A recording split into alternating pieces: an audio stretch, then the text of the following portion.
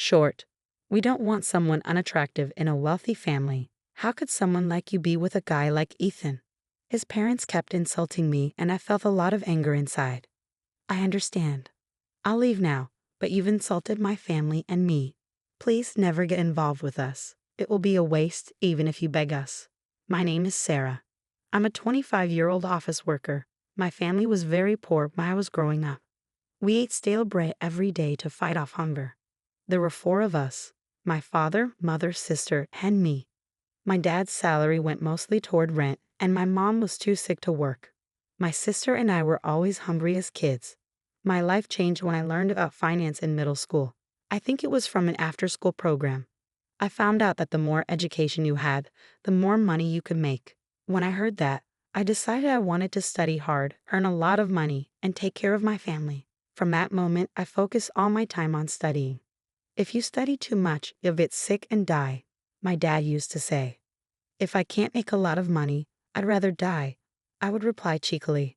Unlike most kids, I studied hard and got great grades in school. Every time I got a perfect score, my mom was so happy and proud of me. It made me happy to see her proud, so I studied even more. I got a scholarship to high school because of my grades and kept working hard so I could go to university without paying for tuition. My education helped me find a job at a big company. At first, the work felt like a game, since I had only studied for most of my life. But I learned that effort doesn't always guarantee good results. If I just walked around aimlessly, I wouldn't get anywhere. I thought this was interesting and began to find ways to use my skills at work. Not many of my new colleagues thought like that. You're really hardworking, Sarah, and you fight for what you love. I'm proud of you. I even want you to teach me what you know, my dad once said. He was always unreliable, but no matter how poor we were, he always smiled. Because of his attitude, we stayed hopeful. At first, I studied to become rich and help my family, but over time, I just enjoyed studying for its own sake. It was like a kid wanting to be a baseball player and practicing hard every day. My mom never complained about money. She was great at making things herself. She learned sewing at fashion school and made clothes, backpacks, and pouches for me and my sister. They were cute and fashionable. Other kids at school would ask us where we got them. My sister even started to get into fashion and enrolled in fashion school. Even though we were poor, we were happy with what we had. Is that really true? Someone asked me once.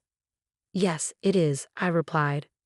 One day, my sister and I brought home some leftover lunch from school and gave it to our parents. That's amazing, my colleagues said when I told them this story. My stories about growing up poor became fascinating tales at work, and I ended up being seen as an interesting person. In school, I might have been teased, but at work, people seemed to enjoy my stories. I was happy to have good relationships with my colleagues and enjoy my job. Life felt exciting. Then, I had a fateful encounter. It happened at a company party for new employees. After the party, I decided to have a drink with some colleagues. One of them said, I know some people from other departments, so I'll invite them. That's when I met Ethan. He was nice, handsome, and not at all a womanizer. I fell for him right away. As the night went on, everyone started chatting. When Ethan went to the bathroom, my colleague took the seat next to me. When Ethan returned, he saw his spot was taken and sat next to me instead. He didn't seem to notice how fast my heart was beating and began a conversation with me. You're Sarah, right? I heard you're amazing. If I'm not wrong, you went to both high school and college on scholarships. Yes, I'm really thankful for the free tuition. Is that the only reason? Well, my family didn't have much money, so yeah. I see. So you said it was tough to support your family? No, I actually enjoyed it.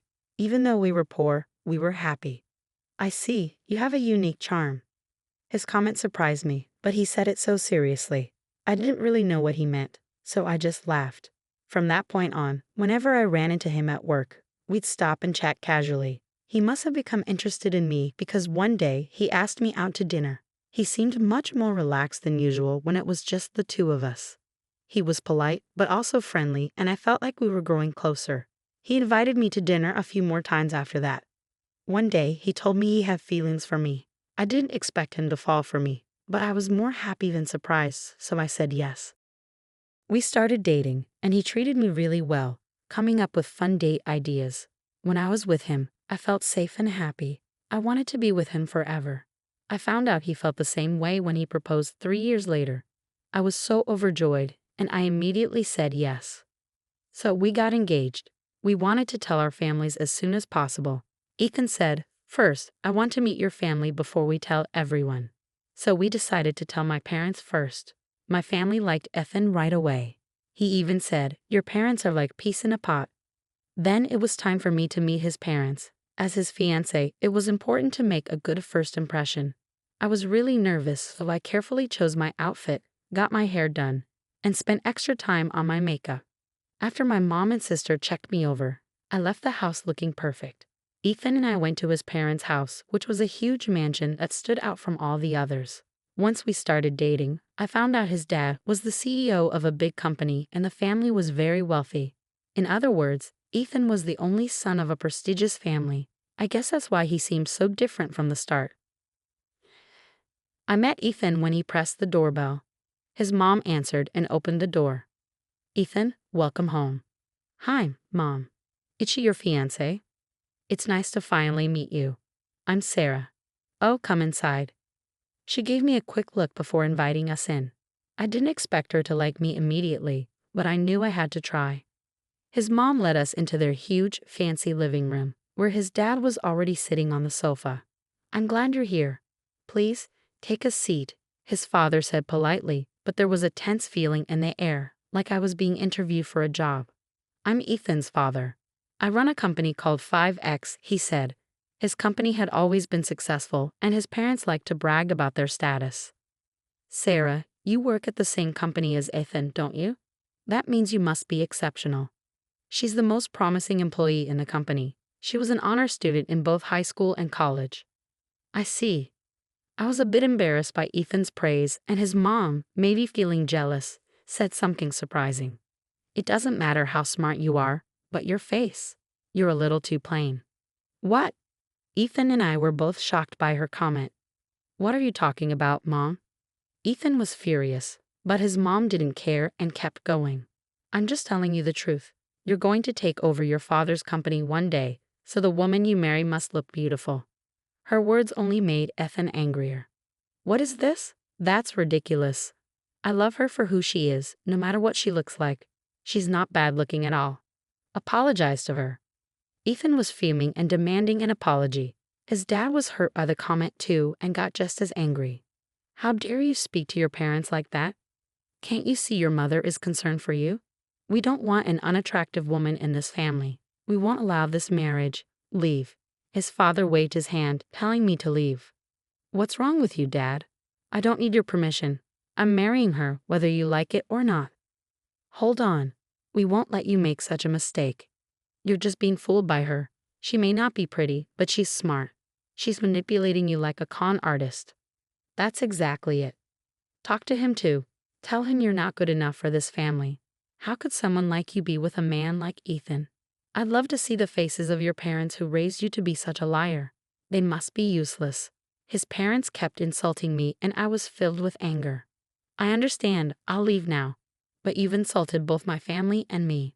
Please never get involved with us again. It would be a waste even if you begged us." They laughed out loud. "Who's going to beg who? You think you're smart. I think you're just crazy." I ignored their rudeness and said, "Sorry to have bothered you," before leaving their house. Ethan followed me and apologized. "I'm really sorry about my parents." "Don't worry. You were trying to stand up for me, but they were so rude to you. I'm really disappointed in them. Lately, my dad's been acting like a tyrant at work. He doesn't get along with his employees. I think he's gotten too arrogant." "Well, my mom's always been like that, so I don't think she'll ever change." "I see." I was grateful that Ethan turned out to be a good person, even with parents like that. "Oh, by the way, that thing you said about not getting involved with your family?" "Yeah, I meant it. I was really angry when they insulted you. That's why I said it. But if you don't want me to, I won't go ahead. They deserve it. You should give them a piece of your mind." I got his approval, so I went ahead with my plan. I'm in the CEO's office at a company right now. "Dad, do you think he's going to call soon?" "I hope so." "Oh, here it is."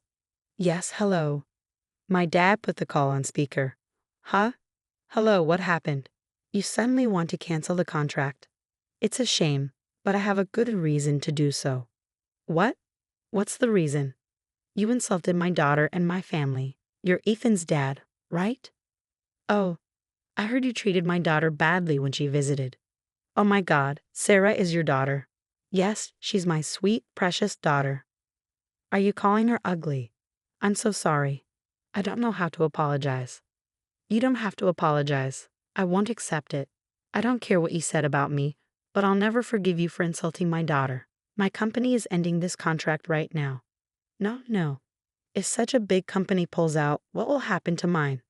That's not my problem. Just live with integrity and stop judging people's looks. Then he hung up the phone. Thank you, Dad. I feel better now. I got a bit emotional. I'm sorry, Ethan, for causing trouble for your father. No. Don't worry about it. I'm glad you stood up to my father. Actually, my dad runs an IT company now. He's a big computer fan and even made his own computers. When he was dating my mom, he worked in an office job, but after she asked him, "Isn't there something you really want to do?" he quit his job and started following his passion. After my sister was born, he taught computer classes to earn money. Later, he started selling computers to his friends. And as word spread, the business grew. Now the company is big and works with other businesses, but he's still the same person. That's why I'm following my dreams too. No matter how rich we get, we still have the same heart we had when we were poor. Ethan's father was fired when the shareholders found out he caused the contract to be canceled. He lost his job and became unemployed. His mother didn't admit it and kept acting the same, but they ran out of money and had to sell the mansion. One day, Ethan's father came to my dad, crying and begging for forgiveness, but my dad didn't forgive him.